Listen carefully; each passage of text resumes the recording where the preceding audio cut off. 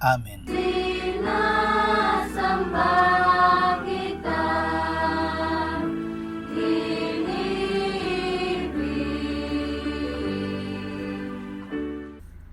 Pinupuri ka namin, O Diyos, Ama, Anak, at Espiritu Santo.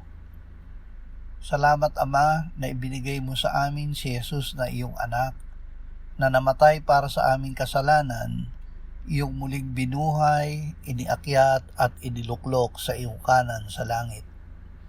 Salamat na ibinigay mo sa amin ang iyong banal na Espiritu, at sa pamamagitan niya ay ibinuhos mo ang iyong pag-ibig sa aming puso. O Espiritu Santo, sa pananahan mo sa amin bilang iyong templo, paghariin mo sa amin ang pag-ibig ng Diyos na ibinuhos mo sa aming puso upang kami ay tunay na sumamba sa Diyos sa Espiritu at katotohanan sa bawat tibok ng aming puso at hugot ng aming hininga. Amen.